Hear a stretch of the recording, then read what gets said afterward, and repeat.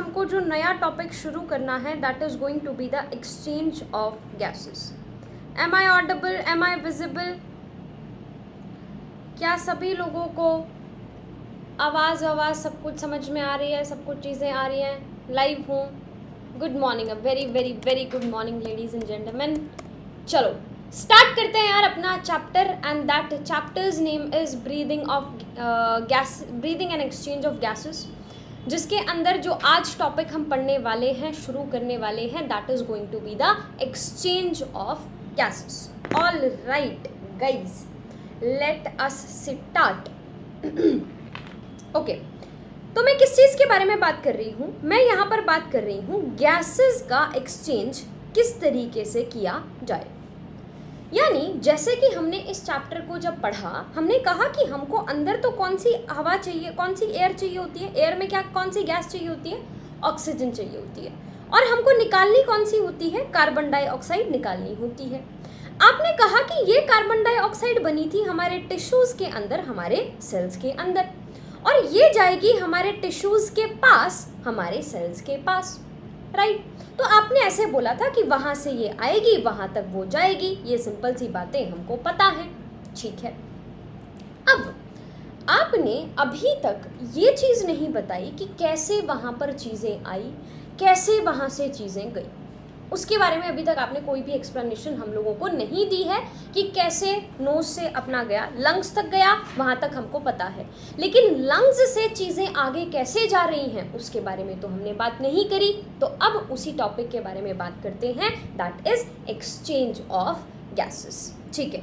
यानी लास्ट हमने पूरा का पूरा नॉस्ट्रल्स से कहाँ तक गैसेस को पहुँचा दिया था, एल्वियोलाई तक पहुँचा दिया था, जहाँ पे एक्चुअली एक्सचेंज होना शुरू होता है। This was the primary site. मैंने क्या कहा था, बाकी पूरा कंडक्टिंग पार्ट, ये वाला क्या होगा, ये वाला हमारे पास यहाँ पर एक्सचेंज पार्ट। तो एक्सचेंज पार्ट का सबसे पहला अपने पास यहाँ पर क्या हो गया, एल्वियोलाई हो गया। फिर मैंने आपको कहा था कि एल्वियोलाई एक बहुत ही ज़्यादा वेस्क्युलराइज्ड स्ट्रक्चर होता है, यानी इसके पास अच्छी खासी ब्लड सप्लाई होती है। यहाँ बैठे होंगे मान लो अपने टिश्यूज़, तो इसका मतलब शायद वो ऑक्सीजन इस ब्लड में लोड होती होगी, और वो ब्लड का काम तो होता ही है, ब्लड तो है ही एक कनेक्टिव टिश्यू, ब्लड का तो काम ही है इधर से उधर चीज़ों को भेजना। तो यहाँ पर ब्लड क्या करता होगा, इधर से उधर चीज़ों को भेजता होगा। लेकिन ये एक्सचेंज करने की सीधी सी बात है, सिंपल डिफ्यूजन से ही होगा। सिंपल डिफ्यूजन के अंदर क्या चाहिए आपको? सबसे पहली बात तो आपको चाहिए कंसंट्रेशन ग्रेडियंट। इतनी चीज़ें तो हमको पता है कि कहीं पर भी गैस का ट्रांसपोर्ट इस चैप्टर में हम करा रहे हैं वो सिंपल डिफ्यूजन से करा रहे हैं, और सिंपल डिफ्यूजन में चीज़ें हाई प्रेशर से लो प्रेशर की तरफ जाती हैं। तो हमारे पास यहाँ पर अपनी जितनी भी गैसेस का एक्सचेंज होगा वो सिंपल डिफ्यूजन से होगा, जिसमें कंसंट्रेशन ग्रेडियंट के अगेंस्ट चीज़ें जाएंगी। नंबर 1 हाई कंसंट्रेशन से लो कंसंट्रेशन की तरफ अपने पास यहाँ पर चीज़ें जाएंगी। तो अब इसी के बारे में बात कर लेते हैं, कहाँ कितनी कंसंट्रेशन होती है। इससे पहले कि मैं आगे बढ़ूँ, मैं आपको एक टॉपिक बताना चाहती हूँ, that is called as partial pressure. आपने अपनी केमिस्ट्री के अंदर पढ़ रखा होगा, लेकिन मैं फिर भी बता देती हूँ। जैसे मान लो ये एक कमरा है, इस कमरे में कार्बन डाइऑक्साइड भी है, इस कमरे में ऑक्सीजन भी है, इस कमरे में नाइट्रोजन भी है, बहुत सारा मिक्सचर ऑफ गैसेस है। मैंने आपसे पूछा इसमें जो ऑक्सीजन है उसका प्रेशर कितना है, तो आपने मान लो कहा कि उसका प्रेशर है x। मैंने कहा इस कमरे में आपकी जो वाई गैस है, जो कार्बन डाइऑक्साइड गैस है, उसका कितना प्रेशर है, आपने कहा उसका प्रेशर है y, ठीक है। एक का आपने कहा x, दूसरे का आपने कहा y। इन्हीं को हम क्या कहते हैं, पार्शियल प्रेशर कहते हैं। पार्शियल प्रेशर का मतलब होता है अगर एक मिक्सचर ऑफ गैस हो तो उसमें एक इंडिविजुअल गैस कितना प्रेशर कंट्रीब्यूट कर रही है। यहाँ पे मान लो 50 गैस हैं, तो ऑक्सीजन के द्वारा कितना प्रेशर वहाँ पर कंट्रीब्यूट किया जा रहा है, लगाया जा रहा है, उसे हम क्या कहते हैं, पार्शियल प्रेशर कहते हैं। मैं थप्पड़ मार दूंगी, there is no test on this Sunday. किसने मना किया तुमको? पिछली बार माइक्रोब्स का टेस्ट नहीं हुआ, माइक्रोब्स आएगा, और मैंने पहले ही कहा था मैं इस हफ्ते ब्रीदिंग करवा दूंगी, इस हफ्ते ब्रीदिंग का टेस्ट भी होगा। बिल्कुल टेस्ट है, चपाड़ मारूंगी फेंक के। There is no test. पढ़ाई लिखाई में ध्यान लगा लो, ठीक है। तो ये सिंपल सी चीजें अपने पास हो गई, पार्शियल प्रेशर। गॉट इट बेटा जी? आ गई इतनी छोटी सी बात समझ में? तो मैं फिर से रिपीट करती हूँ, मैं आज टॉपिक तुमको पढ़ाने क्या वाली हूँ, सुनते जाना लल्लूस, ठीक है। क्या बोला मैंने? हम बात कर रहे हैं यहाँ पर गैसेस के एक्सचेंज के बारे में, कि भाई साहब लास्ट हमने एल्वियोलाई पढ़ी थी, एल्वियोलाई के अंदर that was the primary site, वहां पर एक्सचेंज होता था, है ना, वहां पर एक्सचेंज होता था। O2 एंड CO2 का क्या होता था मेरे पास, यहाँ पर एक्सचेंज होता था, प्राइमरी साइट। वहां से मुझे अब कहाँ पहुंचवाना है, टिश्यूज तक पहुंचवाना है। शायद ब्लड के थ्रू होता जाए, वो अभी बात करेंगे किसके थ्रू होता जाएगा, लेकिन इतना हमको पता है वो जाएगा, सीधी सी बात है, सिंपल डिफ्यूजन के थ्रू। और सिंपल डिफ्यूजन हमेशा कंसंट्रेशन ग्रेडियंट के बेसिस पे होती है, यानी हाई कंसंट्रेशन से लो कंसंट्रेशन के बेसिस पर होती है। अब कहाँ कितनी कंसंट्रेशन है उसके बारे में बात करते हैं, अब सुनते जाना। This is your atmosphere, this is your alveoli, this is your artery जो जाएगी। I just wanted to see phone के नेट से क्लास चल पाएगी क्या? Hello hello hello,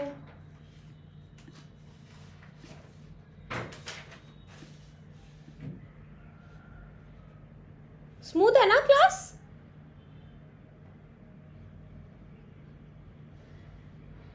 class smooth चल रही है?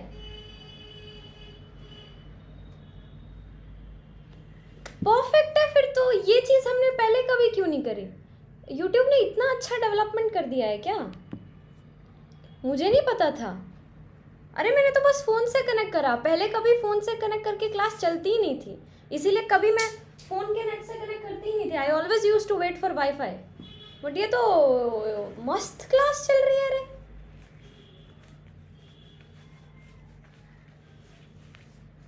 सही है फिर तो, चलो आगे बढ़ते हैं। फिर तो आज के बाद वेट करना ही नहीं है फिर अपने को कभी। चलो चलो, तो फिर से रिपीट करती हूँ, मैंने क्या कहा, अपने पास ये क्या है, बाहर एटमॉस्फेयर है, ठीक है। यहाँ पर अपने पास ये क्या है, एल्वियोलाई है। ये अपने पास यहाँ पर क्या है, टिश्यूज हैं, एंड दीज आर आर्टरी। तो एल्वियोलाई से हमारे पास क्या आएंगी, एक तरीके से आर्टरीज अपने पास आएंगी। वैसे तो यहाँ से वेन आती है, वो हार्ट में जाती है, ठीक है, मैं उसके बारे में अभी बात कर नहीं रही हूँ। उसके बाद यहाँ से वापस क्या आएगी, यहाँ से वेन आएगी। वो जो सर्कुलेशन वाला चैप्टर है उसमें पढ़ेंगे कहाँ से आर्टरी आती है, कौन सी आर्टरी आती है, कौन सी नहीं आती है, उसके बारे में बात करेंगे। या फिर मैं बात कर ही लेती हूँ, अभी बात कर लेती हूँ। क्या होता है, अपने पास एल्वियोलाई, एल्वियोलाई का मतलब मेरे पास यहाँ पर क्या हो गया, मेरे पास यहाँ पर हो गया लंग्स, ठीक है। लंग्स को क्या करना होता है, लंग्स ऑक्सीजन ऐड करके देते हैं। अब आपने दो वर्ड सुने होंगे, एक सुनी होगी आर्टरी और दूसरा हमारे पास यहां पर सुना होगा वेन। दो सुना होगा, एक आर्टरी सुना होगा और दूसरा क्या सुना होगा, वेन सुना होगा। वेन का मतलब क्या होता है, वेन का मतलब होता है डीऑक्सीजनेटेड ब्लड, यानी जिस ब्लड में ऑक्सीजन नहीं है वो वेन में से पास करता है। और आर्टरी का मतलब क्या होता है, जिसके अंदर प्रेजेंट है ऑक्सीजनेटेड ब्लड, यानी जिसमें से ऑक्सीजन अपने पास यहां पर जा रही है। तो अब ये बचपन में हम पढ़ते थे कि वेन का मतलब डीऑक्सीजनेटेड ब्लड और आर्टरी का मतलब ऑक्सीजनेटेड ब्लड, लेकिन अब इनके मायने जो हैं वो थोड़े से बदल रहे हैं। क्यों इसका मायना बदल गया है, याद रखना, वेन का मतलब है आर्टरी का मतलब है जो ब्लड लेकर जाती है, और वेन का मतलब है जो ब्लड लेकर आती है। और ये सारी चीज़ें हार्ट के रिस्पेक्ट में बात की जाती हैं। ये वेन क्या करेगी, हार्ट तक ब्लड लेकर आएगी। आर्टरी क्या करती हैं, ब्लड लेकर जाती हैं। तो याद रखना मेरी बात। तो यहाँ से आर्टरी ब्लड लेकर जाती है। अब ये चीज़ें ना बहुत डिटेल में हम सर्कुलेशन चैप्टर में ही पढ़ेंगे, अभी बहुत ज़्यादा हो जाएगा टू बी ऑनेस्ट, ठीक है। तो अभी तो बस आप इतना ही याद रखो, ज़्यादा हो जाएगा अपना चैप्टर ख़त्म नहीं हो पाएगा, फिर उस चैप्टर में क्या पढ़ेंगे, यहीं कर लिया तो ठीक है। तो हमारे पास इसका मतलब ये एल्वियोलाई हो गई, बाहर एटमॉस्फेयर हो गया, ये आर्टरी हो गई, ये टिश्यूज हो गए, ये वेन हो गई। आर्टरी में ऑक्सीजनेटेड ब्लड होता है, सिर्फ एक ही एक्सेप्शन होती है, बाकी सब आर्टरी में ऑक्सीजनेटेड ब्लड होता है। वेन्स के अंदर डीऑक्सीजनेटेड ब्लड होता है, यानी उसमें कार्बन डाइऑक्साइड आपको देखने को मिलेगी। ठीक है, सुनना मेरी बात। सबसे पहले मैं बात कर रही थी गैसेस के एक्सचेंज के बारे में। मुझे क्या करना है, इस ऑक्सीजन को यहाँ से टिश्यूज तक पहुँचाना है।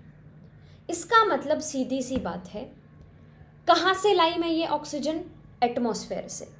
तो एटमॉस्फेयर में ऑक्सीजन का पार्शियल प्रेशर सबसे ज़्यादा होना चाहिए, और वो कितना होता है, 159 mm ऑफ Hg। उसके बाद ऑक्सीजन जाती है एटमॉस्फेयर से एल्वियोलाई के पास, तो इसका मतलब उसके पास कंपैरेटिवली और कम होना चाहिए, यहाँ पर होता है 104 mm ऑफ Hg। उसके बाद जाएगा ये ऑक्सीजनेटेड ब्लड आर्टरी में एक तरीके से, तो यहाँ पे और कम होगा 95 mm ऑफ Hg। वहां से जाएगा बिल्कुल टिश्यूज के पास, और यहाँ सबसे कम होता है यानी 40 mm ऑफ Hg। अब इसके बाद जैसा यहाँ ऐसा ही डीऑक्सीजनेटेड ब्लड, तो डीऑक्सीजनेटेड ब्लड में भी 40 mm ऑफ Hg। तो मैंने आपको यहाँ पर क्या बोला, हम फिर से रिपीट करते जाते हैं। मैंने कहा हमें करवानी है गैसेस का एक्सचेंज। मैंने आपको बस एटमॉस्फेयर से एल्वियोलाई तक के बारे में बात करी थी, लेकिन अल्टीमेटली एल्वियोलाई से लेकर मुझे कहाँ तक चीज़ें लेकर जानी है, सेल तक लेकर जानी है, वरना करूँगी क्या मैं इसका। तो सेल तक अगर मुझे लेकर जाना है तो गैस तो हमेशा डिफ्यूजन से जाती हैं, यानी कंसंट्रेशन ग्रेडियंट से जाती हैं। तो जहां से जहां आपको ऑक्सीजन लेकर जानी है, एक कंसंट्रेशन ग्रेडियंट प्रेजेंट होना चाहिए। तो बाहर एटमॉस्फेरिक एयर में 159 mm ऑफ Hg, एल्वियोलाई के अंदर 104 mm ऑफ Hg, फिर हमारे ऑक्सीजनेटेड ब्लड में 95 mm of Hg, and tissues and deoxygenated blood में 40 हमारे पास होता है। जबकि इसका उल्टा हमको किसके ऊपर अप्लाई करना होता है, कार्बन डाइऑक्साइड के ऊपर अप्लाई करना होता है। तो इसका मतलब कार्बन डाइऑक्साइड के अंदर टिश्यूज में सबसे ज्यादा होगा, और कार्बन डाइऑक्साइड बहुत ज्यादा नहीं होती टिश्यूज में, सॉरी सेल्स में, हाँ टिश्यूज में, सेल्स में सबसे ज़्यादा है, और डीऑक्सीजनेटेड ब्लड में भी उतना ही है। जैसा टिश्यूज होते हैं वैसा ही डीऑक्सीजनेटेड ब्लड। तो दोनों के अंदर कार्बन डाइऑक्साइड का अमाउंट जो होता है that is 45 mm of Hg। बाकी एल्वियोलाई में कितना, 40, आर्टरी में कितना, 40, और बाहर एटमॉस्फेयर में एकदम कम 0.3 मिनटों में बाहर भागती है कार्बन डाइऑक्साइड। तो ये डाटा आपको याद रखना पड़ेगा। हमारे पास ऑक्सीजन को मुझे एटमॉस्फेयर से टिश्यू तक लाना है, कार्बन डाइऑक्साइड को मुझे टिश्यू से बाहर निकालना है। तो कहाँ पे इनका क्या क्या कंसंट्रेशन होगा वो आपको याद रखना है। कार्बन डाइऑक्साइड का याद करना बहुत आसान है, क्योंकि उसके दो ही डाटा हैं, डीऑक्सीजनेटेड ब्लड एंड टिश्यूज में 45, और बाकी एल्वियोलाई और ऑक्सीजनेटेड में 40, बाहर एटमॉस्फेयर में 0.3, डन एंड डस्टेड। थोड़ा ऑक्सीजन में डिफरेंस है, बाहर 159, एल्वियोलाई 104, फिर 95, फिर 40 एंड 40। ये हमारे पास ऑक्सीजन का हो गया। तो नंबर 1 रीजन क्या होता है, जो हमारी एल्वियोलाई से टिश्यूज़ तक चीज़ें जाती हैं या टिश्यूज़ से वापस एल्वियोलाई तक आती हैं, उनमें डिफ्यूजन के द्वारा जो एक्सचेंज होता है उसका नंबर 1 क्या होना चाहिए, कंसंट्रेशन ग्रेडियंट होना चाहिए। और वो कंसंट्रेशन ग्रेडियंट कितना होता है उसके बारे में मैंने आपको बता दिया। नंबर 2, ये है मेरी एल्वियोलाई, ये है मेरा ब्लड। एल्वियोलाई से ऑक्सीजन जाएगी ब्लड में, ब्लड से कार्बन डाइऑक्साइड आएगी एल्वियोलाई में। तो ये एक्सचेंज होगा या नहीं होगा वो इस पे भी तो डिपेंड करेगा कि ये जो मेम्ब्रेन है यहाँ पर इसकी थिकनेस कितनी है। 3 मेम्ब्रेन है यहाँ पे देखो, एक तो एल्वियोलाई की मेम्ब्रेन, एक ये बीच का स्पेस और एक ब्लड की मेम्ब्रेन। यानी इन मेम्ब्रेन की थिकनेस कितनी है उसके ऊपर भी डिपेंड करेगा एक्सचेंज। तो यहाँ 3 लेयर्स प्रेजेंट होती हैं। क्या क्या प्रेजेंट होती है, एक तो इनके बीच में भरा हुआ एक सब्सटेंस, बेस में भरा हुआ, तो इसे हम कहते हैं बेसमेंट सब्सटेंस। उनके बेस में भरा हुआ सब्सटेंस बेसमेंट सब्सटेंस। ये एल्वियोलाई है, तो एल्वियोलाई में क्या होगा, देखो अब मान लो ये मेरी एल्वियोलाई है, तो एल्वियोलाई से ऑक्सीजन को ऐसे बाहर की तरफ जाना है, तो उसकी जो ये लेयर होगी इसका नाम होगा इपीथीलियम।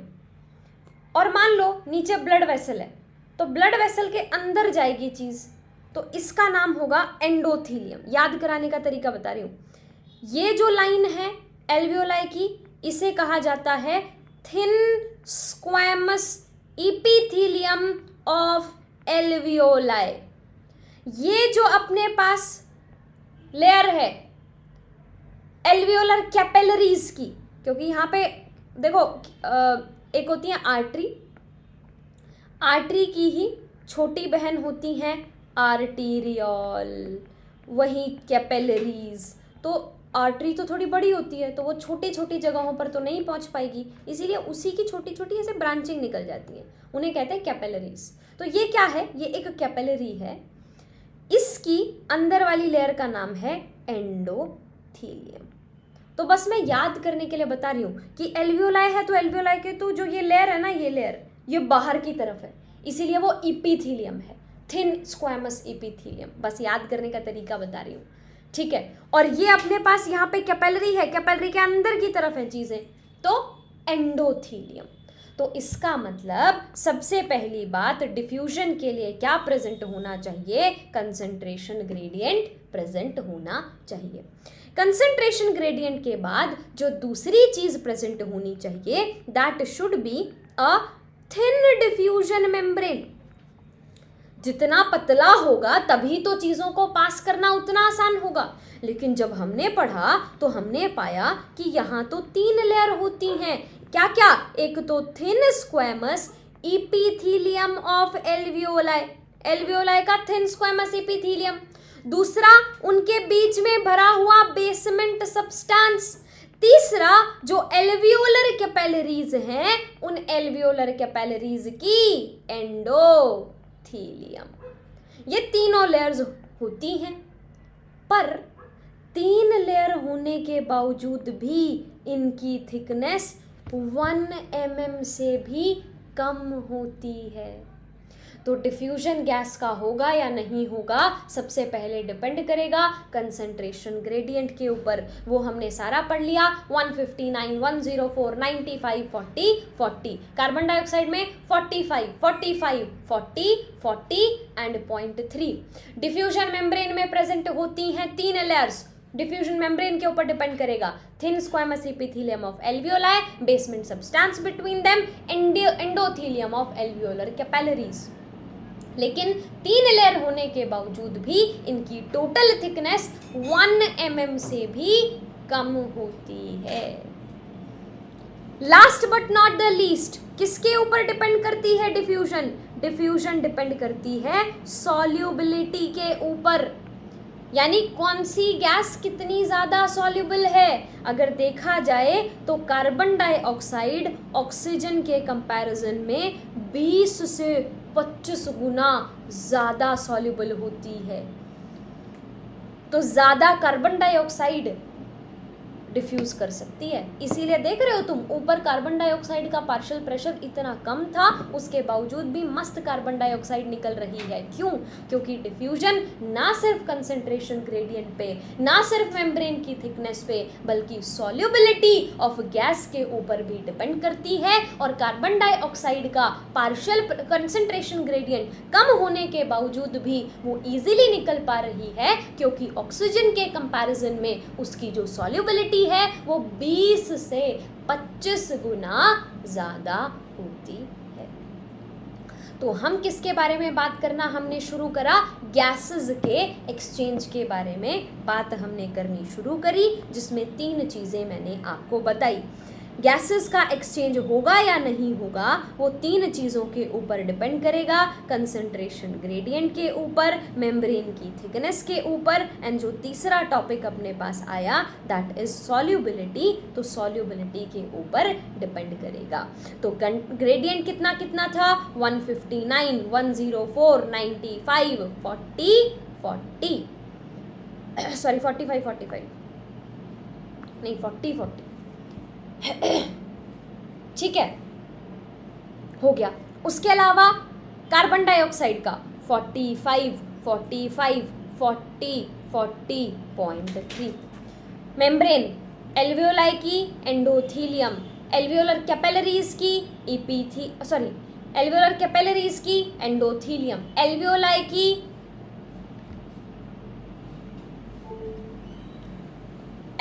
की इपीथीलियम, एल्वियोलर कैपिलरीज की एंडोथीलियम, और बीच में भरा हुआ बेसमेंट सब्सटेंस।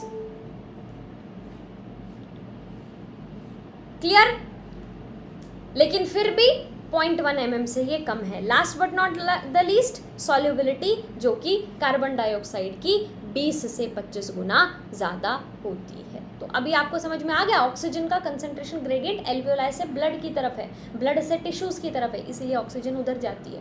कार्बन डाइऑक्साइड का ऑपोजिट डायरेक्शन में है, टिश्यूज से ब्लड की तरफ, ब्लड से एल्वियोलाई की तरफ, एल्वियोलाई से एटमॉस्फेयर की तरफ, इसीलिए कार्बन डाइऑक्साइड उस साइड अपने पास निकलती है। यहाँ तक किसी बच्चे को किसी प्रकार की कोई दिक्कत? हाँ ना बोल दो।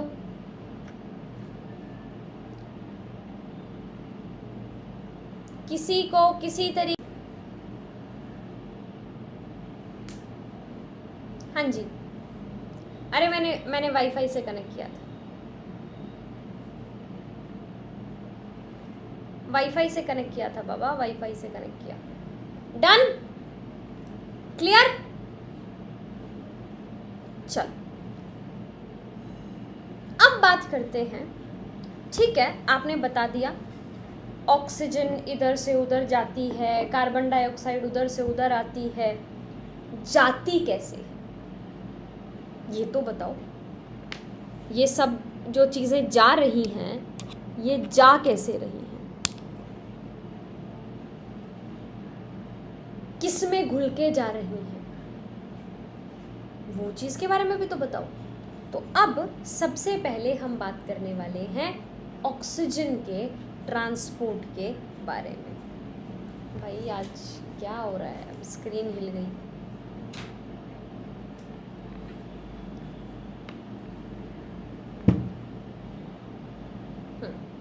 तो सबसे पहले जो टॉपिक हम बात करने वाले हैं दैट इज ऑक्सीजन का ट्रांसपोर्ट। तो इतना तो तुमको समझ में आ गया, अब एल्वियोलाई से वहां तक जाएगी। अब सुनते जाना, ये थी एल्वियोलाई, ये थे टिश्यूज, इधर से इधर तक गया था ब्लड। तो हमारी ऑक्सीजन क्या करती है? ब्लड में आपने एक पदार्थ सुना होगा जिसका नाम है हीमोग्लोबिन। हीमोग्लोबिन रिक्शा वाले भैया का काम करते हैं, ऑटो वाले भैया का काम करते हैं। एक ऑटो में कितने लोग बैठ सकते हैं? आप लगा लो 3 पीछे और एक भैया के साइड में, 4 लोग। या फिर अगर भैया ने पीछे 2 सीट लगवा रखे हैं तो 2 इधर बिठा लेना, 2 इधर बिठा लेना। ऑटो में 4 लोग बैठेंगे, ठीक है। 5-6 लोग, गरिमा पूरी गेड़ियां मारी हैं तुमने। चलो 4 लगा लो तुम, अब तुमको 4 ही मानना पड़ेगा, ठीक है, क्योंकि अगर तुमने 4 नहीं माना तो फिर मेरी ट्रिक काम नहीं करेगी। तो जो मैंने कह दिया 4 लोग बिठाने हैं मतलब 4 लोग ही बिठाने हैं, ठीक है। मैंने बोला 4 लोग बिठाने मतलब 4 ही लोग बैठने चाहिए, अब ना एक फालतू ना एक कम, ठीक। तो 4 लोग बैठते हैं अपने ऑटो में। चलो अब क्या होगा, तो हमारा जो ब्लड है उसमें है हीमोग्लोबिन। हीमोग्लोबिन क्या करता है, एल्वियोलाई कहता है भाई हीमोग्लोबिन भैया अपने को ना टिश्यूज तक ऑक्सीजन ये पहुंचवानी है। बोला ठीक है पहुंचवा देंगे, 4 लोग बिठाऊंगा बस मैक्सिमम।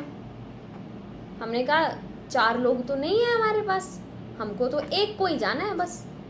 उसने कहा भाड़ा लगेगा पूरा। हमने कहा भाड़े की कोई दिक्कत नहीं है, पर जाना एक को ही है। उसने कहा ठीक है एक को ले जाऊंगा। फिर मान लो तुम गए किसी दिन, तुमने कहा नहीं भाया एक को नहीं जाना, actually both of us want to go, actually मैं कभी ऑटो में बैठी नहीं हूँ, बट भाया I want to try it. हाँ हाँ हाँ कितना अच्छा लगेगा ना, it was my best decision of my life to date you, I finally got to sit in an auto, oh my god। ठीक है, तो लेके गया, तो उसने कहा 2 बैठना चाहते हैं। उसने कहा 2 को ले जाएंगे मैडम, भाड़ा लगेगा। ठीक है भाया कोई बात नहीं भाया, दे देंगे भाया। भाया पैसे की टेंशन मत लो भाया, मेरा कार्ड रख लो भाया, मेरा कार्ड रख लो, ठीक है।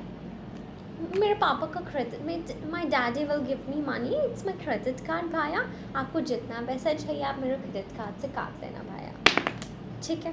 चलो कार्ड भी कितने सही टाइम पे यहाँ रखा है। अच्छा फिर उसने कहा नहीं हमको तो 3 लोग जाना है, तो 3 लोग जाना है तो 3 को बिठा लेंगे। फिर उसने कहा नहीं हमको तो 4 लोगों को जाना है, 4 को बिठा लेंगे। फिर उसने कहा 5 को जाना है। उसने कहा नहीं मैडम 4 से फालतू अपन नहीं करेगा, नहीं लेके जाएगा। तो मैक्सिमम हीमोग्लोबिन क्या करता है, जो ये ऑक्सीजन होती है, इस ऑक्सीजन के साथ कोई परमानेंट बॉन्ड नहीं बना रहा। कभी ऑटो वाले को इरिवर्सिबल बॉन्ड बनाते हुए देखा है कि नहीं आप मेरे ऑटो में बैठ गई मैडम अब उतरने नहीं दूंगा। क्या करता है वो, एक जगह बिठाता है, लेकर जाता है, उतारता है, चल बहन निकल, फिर अब मैं किसी और चीज को लेकर जाऊंगा इधर से उधर। ऑटो वाले का काम यही होता है। तो ऑटो वाला हीमोग्लोबिन क्या करता है, ऑक्सीजन के साथ एक रिवर्सिबल बॉन्ड बनाता है, और क्या बन जाता है हमारे पास, बन जाता है HBO2 ऑक्सी हीमोग्लोबिन, जो मैक्सिमम 4 ऑक्सीजन को ही बाइंड कर पाएगा, उससे ज़्यादा को नहीं। लेकिन अगर 1 बाइंड होना चाहे तो क्या बाइंड हो सकता है 2 होना चाहे 3 होना चाहे हो सकते हैं, लेकिन मैक्सिमम 4 को ही लेकर जा सकता है। और 4 कब होंगे, जब पार्शियल प्रेशर ज़्यादा होगा। अगर पार्शियल प्रेशर ज़्यादा है यानी जिन लोगों को ट्रांसपोर्ट करना है वो लोग ट्रांसपोर्ट करने वाले ज़्यादा हैं, तो भाया क्या करेंगे, भाया 4 ऑक्सीजन के मॉलिक्यूल्स को भी लेकर जाएंगे। लेकिन अगर पार्शियल प्रेशर कम होगा तो वो 1 को भी लेके जा सकते हैं, 2 को भी लेके जा सकते हैं, क्योंकि और भी बहुत सारे भाया खड़े हैं, राइट। तो हमारे पास 97% ऑक्सीजन का ट्रांसपोर्ट इसी तरीके से होता है, ऑक्सी हीमोग्लोबिन की फॉर्मेशन होती है और हीमोग्लोबिन हमारा ट्रांसपोर्ट करता है। हीमोग्लोबिन एक रेड कलर, आपका ब्लड में रेड कलर का आयरन कंटेनिंग सब चीज़ होती है। आपका ऑटो आयरन से ही बना होता है, तो ऐसे याद रखना आयरन कंटेनिंग होता है। तो ऑक्सीजन के ट्रांसपोर्ट के बारे में हम बात कर रहे थे। एल्वियोलाई से टिश्यू तक हमको ऑक्सीजन जो है वो पहुंचानी थी, जिसमें 97% ऑक्सीजन आरबीसी में प्रेजेंट हीमोग्लोबिन द्वारा पहुंचाई जाती है, जो कि रेड कलर का होता है, आयरन कंटेनिंग होता है। ये हीमोग्लोबिन ऑक्सीजन के साथ रिवर्सिबल ऑक्सी हीमोग्लोबिन बनाता है, मैक्सिमम 4 ऑक्सीजन के साथ बना सकता है। और याद रखना, सबसे पहली ऑक्सीजन को बाइंड करना इसके साथ सबसे ज़्यादा मुश्किल होता है, दूसरी ऑक्सीजन को बाइंड करना कंपैरेटिवली और आसान होता है, तीसरी ऑक्सीजन को बाइंड करना और आसान होता है, चौथी ऑक्सीजन को बाइंड करना और भी ज़्यादा आसान होता है। जब एक को उसने डिसाइड कर ही लिया कि अच्छा इसको टिश्यू, पहले वाले बंदे को ही कन्विंस करने में टाइम लगता है, भाया प्लीज़ रेलवे स्टेशन तक चलोगे, अगर ये रेलवे स्टेशन तक मान ही गया तो दूसरे वाले को तो ये बिठा ही लेगा रेलवे स्टेशन तक, तीसरे को तो बिठा ही लेगा रेलवे स्टेशन तक, चौथे को तो और आसानी से बिठाएगा रेलवे स्टेशन तक। ठीक है, तो इस तरीके से अपने पास यहाँ पर चीज़ें होती हैं। कितने ऑक्सीजन के मॉलिक्यूल बाइंड करेंगे वो डिपेंड करता है हमारे ऑक्सीजन के पार्शियल प्रेशर के ऊपर। तो ये तो 97% हो गया, बचा हुआ 3% तो अपनी बॉडी में प्लाज्मा है, फ्लूइड। तो उस प्लाज्मा के अंदर क्या करती है, ऑक्सीजन गुचड़ू मुचड़ू घुल मिल जाती है, उसमें डिजॉल्व होके पहुंच जाती है इधर से उधर जहां उसको पहुंचना होता है। तो 97% ऑक्सीजन ब्लड में आरबीसी के अंदर प्रेजेंट हीमोग्लोबिन द्वारा ट्रांसपोर्ट होती है, और बची हुई 3% ऑक्सीजन किसके द्वारा, प्लाज्मा में डिजॉल्व होकर ट्रांसपोर्ट होती है। याद रखेंगे बेटा जी। चलो अब सुनना, एल्वियोलाई में ऑक्सीजन का पार्शियल प्रेशर ज्यादा होता है, कार्बन डाइऑक्साइड का पार्शियल प्रेशर कम होता है। एल्वियोलाई में ऑक्सीजन ज्यादा होती है, कार्बन डाइऑक्साइड कम होती है। याद रखना, ये आपको थोड़ा सा याद रखना पड़ेगा, वहां पे H+ की कंसेंट्रेशन, टेम्परेचर की कंसेंट्रेशन, जो CO2 की पार्शियल प्रेशर होगा वही एरो इन पे लगा देना। अगर ये कम है कहीं पे तो ये दोनों भी कम होंगे। टिश्यूज के अंदर ऑक्सीजन कम है, कार्बन डाइऑक्साइड ज़्यादा है तो H+ भी ज़्यादा कर देना, टेम्परेचर भी ज़्यादा कर देना। ये कंडीशंस होती हैं। तो जब ऑक्सीजन ज़्यादा है और पार्शियल प्रेशर कार्बन डाइऑक्साइड का कम है, H+ की कंसंट्रेशन कम है, टेम्परेचर कम है, तो क्या होगा, हीमोग्लोबिन के साथ ऑक्सीजन जुड़ जाएगा और ऑक्सी हीमोग्लोबिन बन जाएगा। और आपको भी पता है ये कहाँ होता है, एल्वियोलाई में होता है।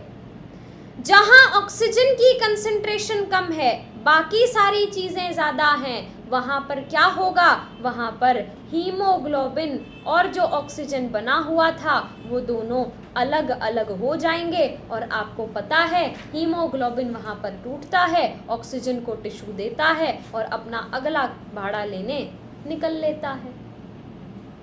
कई बार सवाल को घुमाने के लिए आपको PH+ की जगह कह देगा PH, तो इसीलिए मेरे बाबू मोशाए याद रखना, pH is always inversely proportional to H+ का कंसंट्रेशन। जितना ज़्यादा H+ होगा उतना कम pH होगा। कम pH का मतलब क्या होता है, एसिड, और जितने H+ आयन यानी चीज़ उतनी ही ज़्यादा एसिडिक है। तो H+ is always inversely proportional to the pH। तो अगर आपको यहाँ पर क्वेश्चन में आ जाए कि एल्वियोलाई एक ऐसी जगह है जहाँ पे ऑक्सीजन ज़्यादा है, वहाँ पर CO2 की कंसंट्रेशन pH कितना होगा, टेम्परेचर कितना होगा, हाई होगा, लो होगा, लो होगा, ऐसे ऑप्शन में आपके पास आ जाएगा। तो आपको क्या बताना है, आपको कहना है if PO2 is high, PCO2 will be low, pH will be high, temperature will be लो।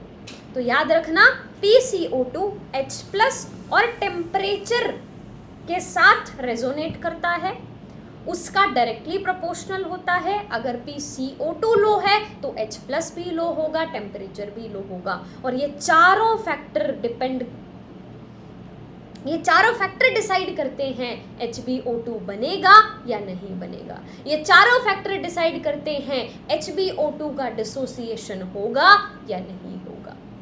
और उसी से एक ऑक्सीजन डिसोसिएशन कर्व आती है, जिसके बारे में आज की क्लास में हम बात नहीं करेंगे। आज हम अगले टॉपिक पे अभी अपने पास जाएंगे, उसको हम कल बात करेंगे। ठीक है, ये सिंपल सी बात हो गई। और अगर आपसे डाटा में पूछ लिया जाए कि मान लो 100 ml ब्लड है ऑक्सीजनेटेड ब्लड यानी जिसमें HbO2 है, वो कितनी ऑक्सीजन डिलीवर कर रहा है? तो 100 ml ब्लड 5 ml ऑक्सीजन को नॉर्मल कंडीशंस में डिलीवर करता है।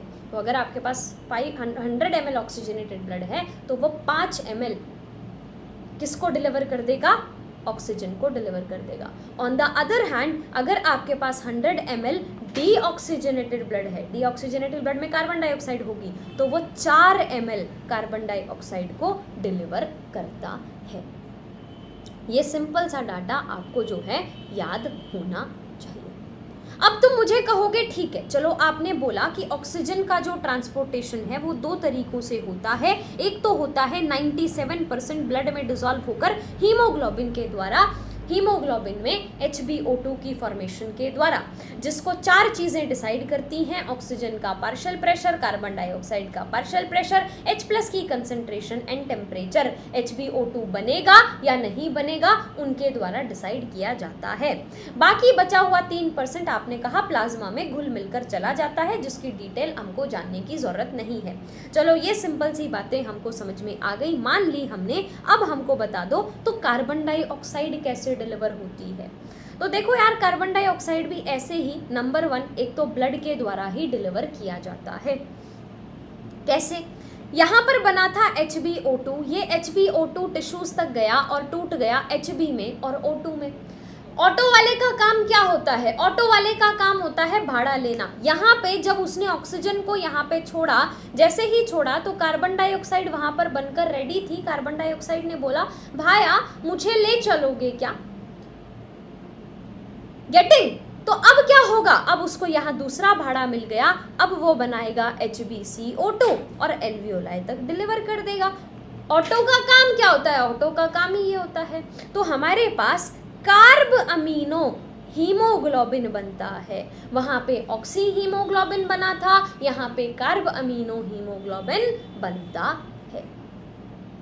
तो नंबर 1 ट्रांसपोर्टेशन ब्लड द्वारा ही की जाती है कार्बन डाइऑक्साइड की भी, लेकिन ओनली 20 to 30%। बाकी कैसे? बाकी 7% वही प्लाज्मा में घुलकर। चलो ये दोनों चीज़ें तो ऑक्सीजन जैसी ही हैं, लेकिन ऑक्सीजन में प्लाज्मा में 3% घुला था और ब्लड में कितना घुला था? 97%। यहाँ पे ब्लड में कितना घुल रहा है? 20 to 30% एंड प्लाज्मा में कितना घुल रहा है? 7%।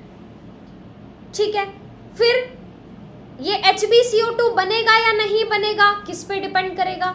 वहां पे HbO2 बनेगा या नहीं बनेगा वो डिपेंड किया था 4 चीजों पे। किस किस पे?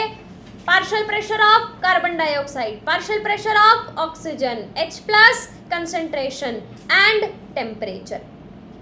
HbCO2 में इतना लोचा नहीं होता। HbCO2 सिर्फ 2 चीज़ों पर डिपेंड करता है, partial pressure of carbon dioxide and partial pressure of oxygen. आपको भी पता है एल्वियोलाई में कार्बन डाइऑक्साइड कम और ऑक्सीजन का पार्शियल प्रेशर ज़्यादा। टिश्यूज़ के अंदर कार्बन डाइऑक्साइड का प्रेशर ज़्यादा और CO2 का कम, इसीलिए टिश्यूज़ में HbCO2 जुड़ जाता है और एल्वियोलाई में Hb एंड CO2 अलग अलग हो जाता है। इसीलिए एल्वियोलाई में कार्बन डाइऑक्साइड की डिलीवरी हो जाती है। इसका जस्ट उल्टा किस में था? इसका जस्ट उल्टा जब हमने HbO2 बनाया था तब था, लेकिन वो 2 चीज़ों के ऊपर और डिपेंड कर रहा था, pH कह लो या H+ की कंसंट्रेशन एंड टेम्परेचर, वो उन पर भी डिपेंड कर रहा था। हीमोग्लोबिन का कार्ब अमीनो हीमोग्लोबिन बनेगा या नहीं बनेगा वो सिर्फ और सिर्फ इन दोनों चीज़ों के ऊपर ही डिपेंड करता है। तो सिंपल सी बात हो गई, आसान सा टॉपिक था अपने पास। यहाँ तक सारी चीज़ें हमने पढ़ ली। हमने पढ़ा एक तो अपने पास किसका, ऑक्सीजन का ट्रांसपोर्ट कैसा होता है। तो हम रिवाइज करा देती हूँ मैं फटाफट से। अभी तक जितने भी टॉपिक मैंने इस क्लास में पढ़ाए बिल्कुल सिंपल हैं। सबसे पहले मैंने क्या कहा? सबसे पहले मैंने कहा एक्सचेंज होता कैसे है, किस किस के ऊपर डिपेंड करता है एक्सचेंज। तो एक्सचेंज करता है डिपेंड बेटा जी 3 चीज़ों के ऊपर। क्या क्या चीज़ें थी फटाफट से मुझे बताते जाओ। नंबर 1 था कंसंट्रेशन ग्रेडियंट। मेरे को आप बताते जाओ कितना कितना था? 159, 104, 95, 40 एंड 40। ये किसका था? ऑक्सीजन का। कार्बन डाइऑक्साइड का कितना था? 45, 45, 40, 40.3। उसके बाद और दूसरी किसके ऊपर डिपेंड कर रही थी? सॉल्युबिलिटी के ऊपर। किसकी सॉल्युबिलिटी ज्यादा थी? कार्बन डाइऑक्साइड की। कितनी ज्यादा थी? 20 से 25 गुना। अगले बारे में इससे अगला बात करते हैं।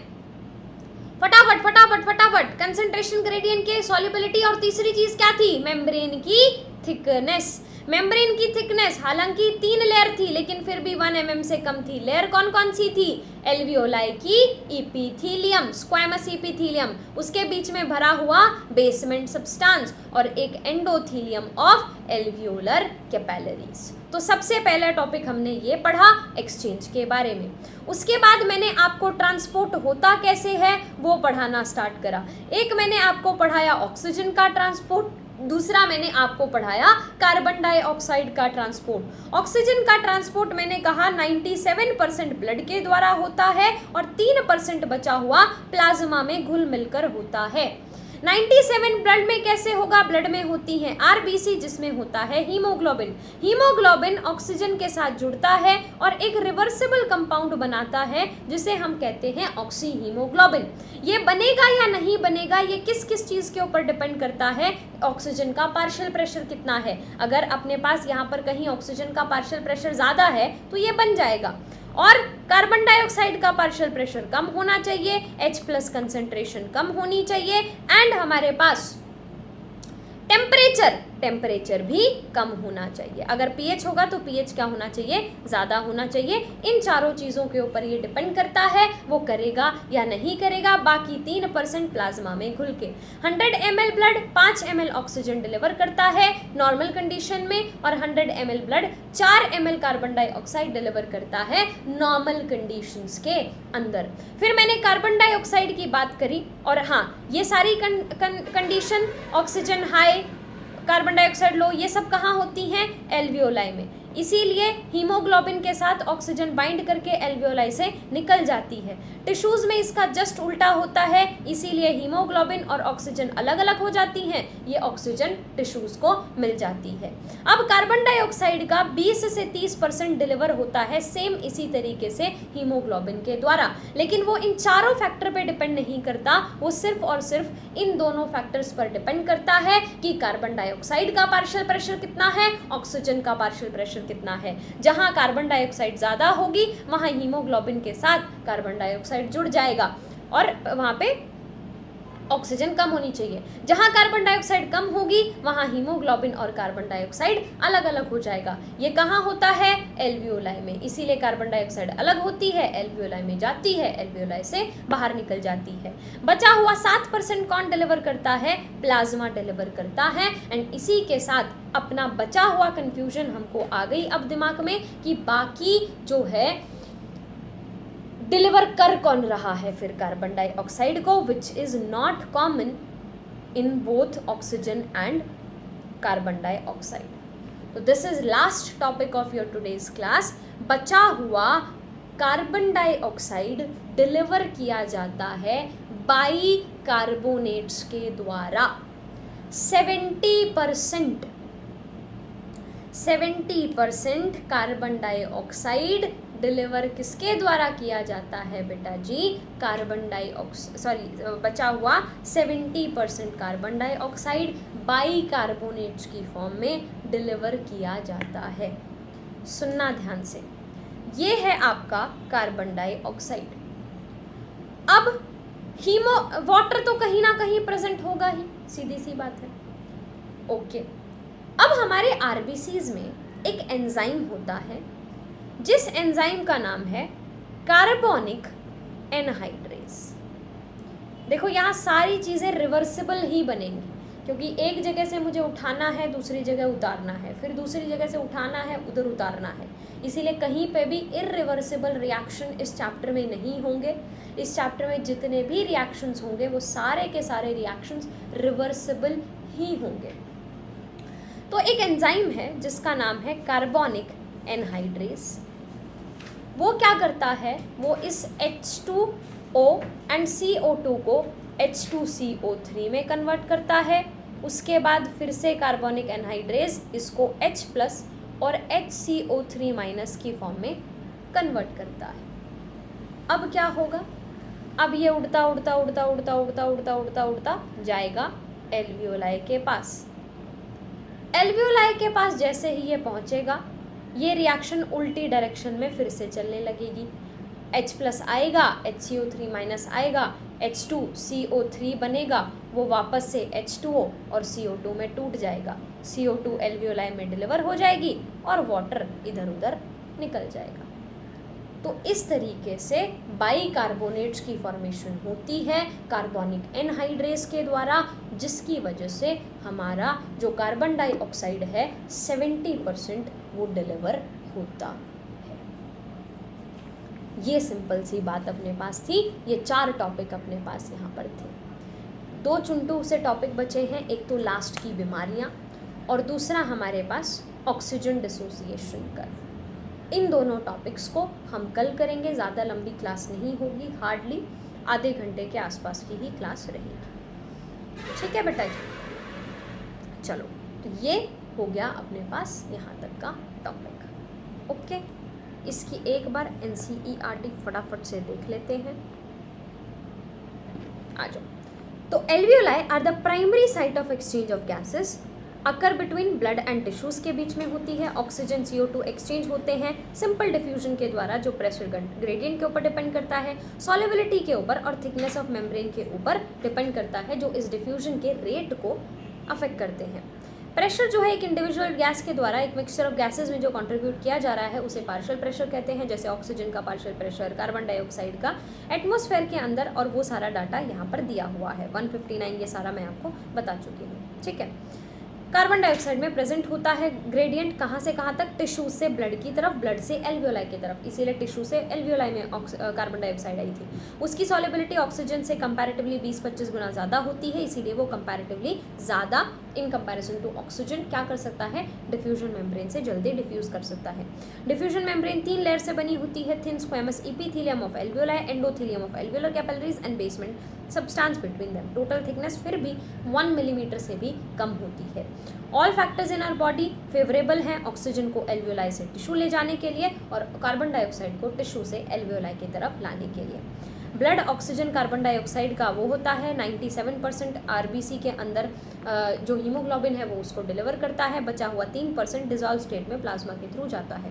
कार्बन डाइऑक्साइड 20-25% ब्लड के द्वारा की जाती है, 70% बाइकार्बोनेट्स द्वारा और रिमेनिंग 7% डिजॉल्व फॉर्म में जाती है। अब यहाँ बीच में ऑक्सीजन डिसोसिएशन कर्व की बात आएगी, तो इसीलिए वो मैं कल पढ़ाऊंगी। कार्बन डाइऑक्साइड हीमोग्लोबिन के द्वारा कार्ब अमीनो हीमोग्लोबिन बनाता है 20-25%, पार्शियल प्रेशर से अपने पास डिपेंड करता है और PCO2 के ऊपर डिपेंड करता है, और किसी चीज़ के ऊपर इसकी बाइंडिंग डिपेंड नहीं करती, जबकि ऑक्सीजन में 4 चीज़ों पर डिपेंड करती है। PCO2 is high and PO2 low tissues के अंदर, तो उसकी वजह से कार्बन डाइऑक्साइड का बाइंडिंग हो जाएगा, और जहाँ पर इसका उल्टा होगा एल्वियोलाई में, वहाँ पर डिसोसिएशन हो जाएगा। ठीक है, is bound to hemoglobin from tissues is delivered to alveoli.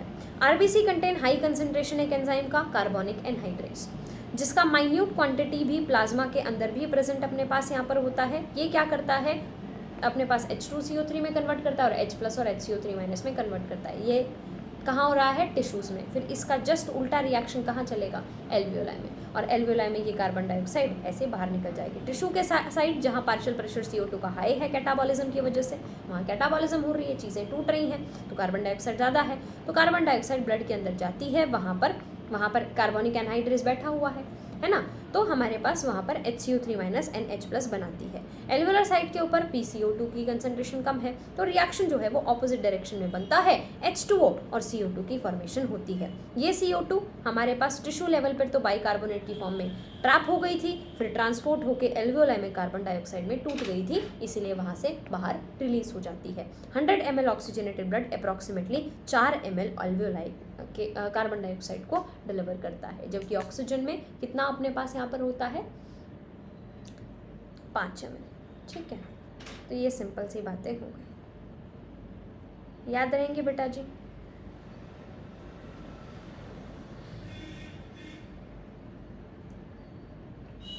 चलो, कल इसका रेगुलेशन और जितनी भी बीमारियां हैं वो हम याद करेंगे, ठीक है।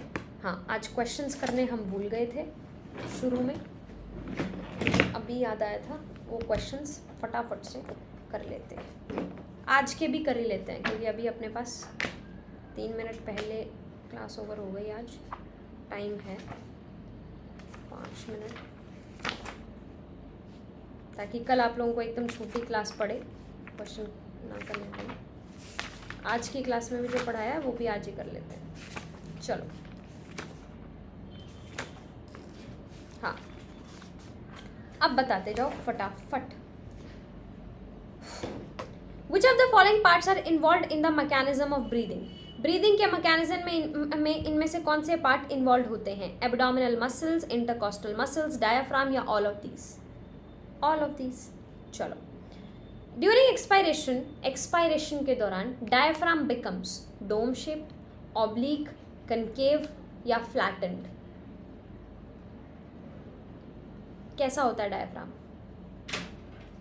डायफ्राम किस स्टेट में जाता है एक्सपायरेशन जब मैंने किया?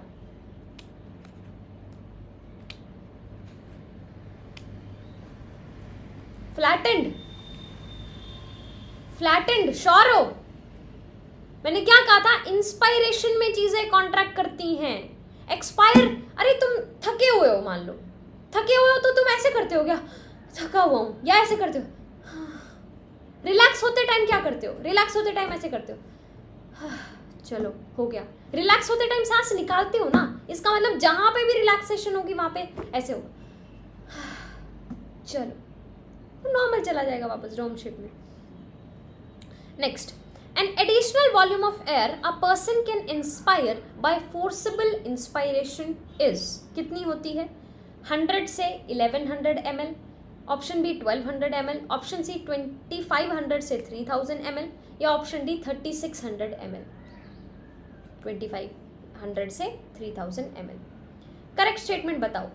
Number 1, expiration takes place when intrapulmonary pressure is higher than atmospheric pressure. जब अंदर का प्रेशर एटमॉस्फेरिक प्रेशर से ज़्यादा है तब एक्सपायरेशन होती है। सीधी सी बात है, हाई कंसंट्रेशन से लो कंसंट्रेशन चीज जाएगी। उसके बाद contraction of internal muscles contraction of external intercostal muscles decreases the volume of thoracic chamber। Decrease कर रहा है।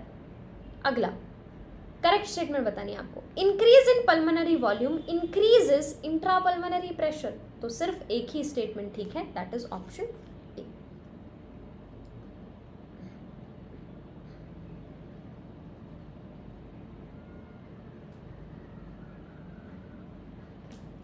A person breathing normally at rest takes in and expels approximately half a liter of air during each respiratory cycle। इसे क्या कहते हैं? Normal सांस ले रहा है, टाइडल वॉल्यूम। अच्छा, अगला, vital capacity of lungs is? सीधा बोलो। IRV प्लस ERV, ऑप्शन बी IRV plus ERV plus TB minus RV, option C IRV plus ERV plus TB plus RV या option D IRV plus ERV plus TB। Total lung capacity चारों का जोड़। Next, fill in the blanks.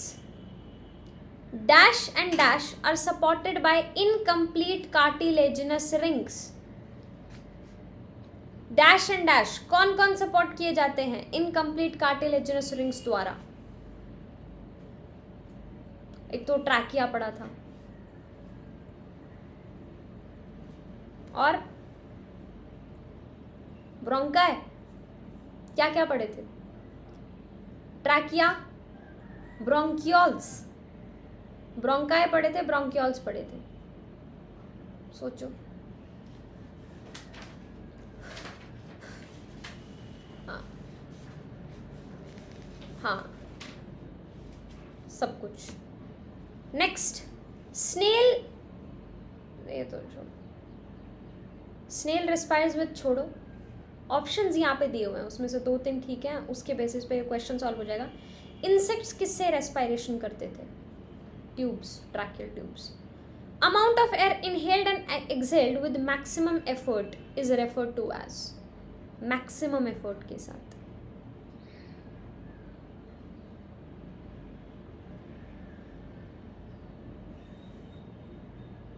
inhaled and exhaled, tidal volume लगा लो.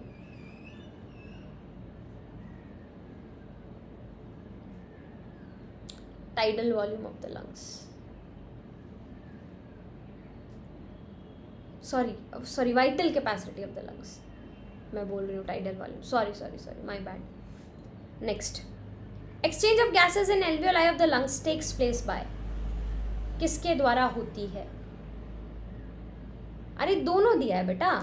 Amount of air inhaled and exhaled with maximum effort is referred to as dash of the lungs. Vital capacity ना. Vital capacity का मतलब क्या होता है? सिर्फ residual volume को छोड़ के बाकी जो चीज़ पार्टिसिपेट कर पा रही है. तो तीनों चीज़ें हैं यहाँ पे, तीनों चीज़ें गिवन है यहाँ पे. Exchange of gases of alveoli, simple diffusion. ठीक है, चलो अगला. CO2 content by volume in the atmospheric air is about 3.34%, 4%, 0.03, 1.4% या 2.1, 0.3. Among the following the partial pressure of oxygen is maximum in, इनमें से सबसे ज़्यादा partial pressure ऑक्सीजन का ज़्यादा कहाँ होता है? एल्वियोलर एयर में, आर्टीरियल ब्लड में, वीनस ब्लड में या एक्सपायर्ड एयर में?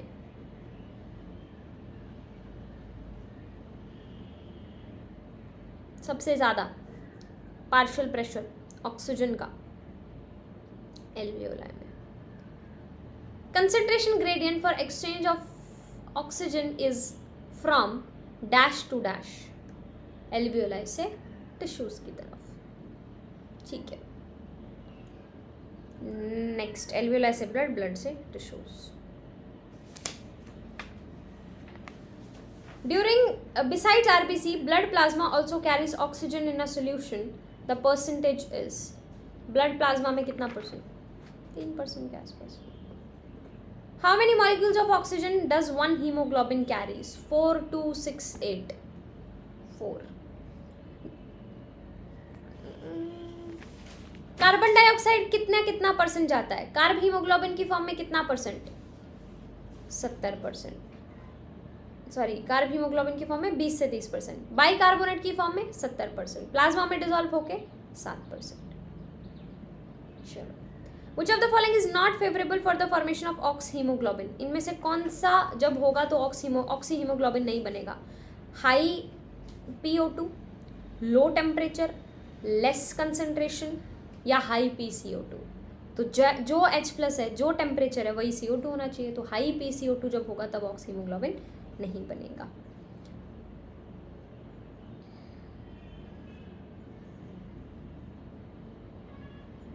The percentage of CO2 is carried in dissolved state through plasma. Plasma द्वारा 7%. Factors favorable for formation of oxhemoglobin in alveoli except low PCO2, high H+, high PO2 या low temperature, high H+. ठीक है. That's all. 14 number question में क्या है यार? क्या पूछ रहे हो तुम? तो सिंपल सा क्वेश्चन है, मतलब इसमें तो क्या रॉकेट साइंस है भाई. एक क्वेश्चन है, एक बच्चा यहाँ पूछने लगा हुआ है बार बार. 14 नंबर क्वेश्चन बोल रहे हैं, बड़ा सा है, मैं बता देती हूँ तुमको फटाफट. वो पूछ रहा है कि एक लिस्ट दे रखी है, 1 से लेके 6 स्टेप्स दिए हुए हैं. वो स्टेप्स आपको अरेंज करने हैं. उसने कहा है सबसे पहले utilisation of O2 by cells for catabolic reactions. 2, transport हुआ गैसेस का बाय ब्लड. ये सीक्वेंस में लगाते जाना है तुमको, ठीक है.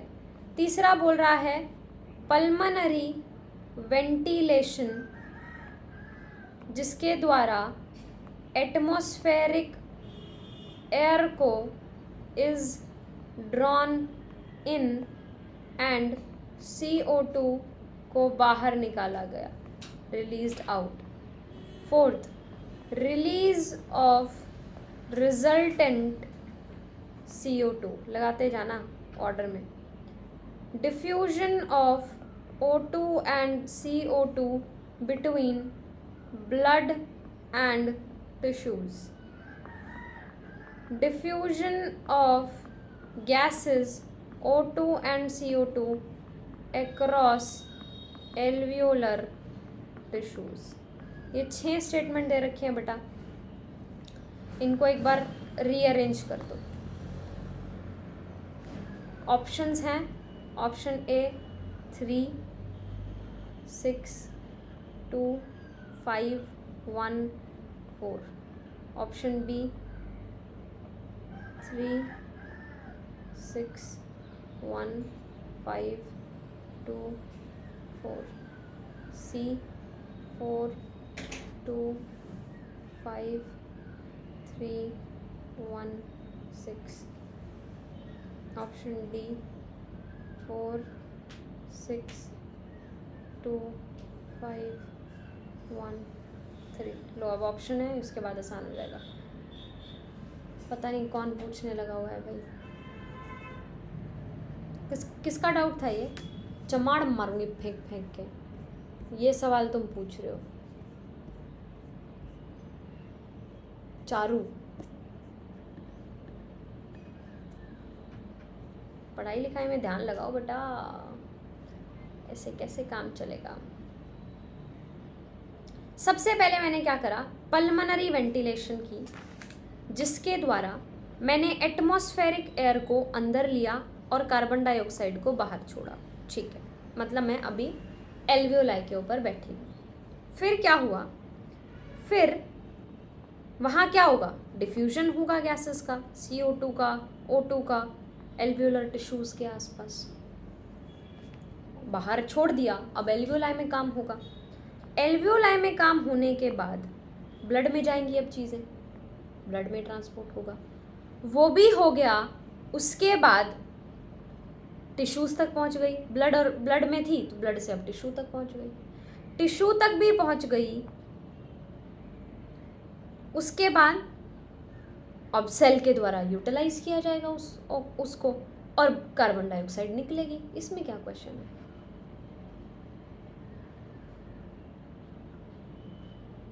कुछ नहीं था इसमें। ठीक है, चलो, all right guys, thank you so much, that's all for today's class.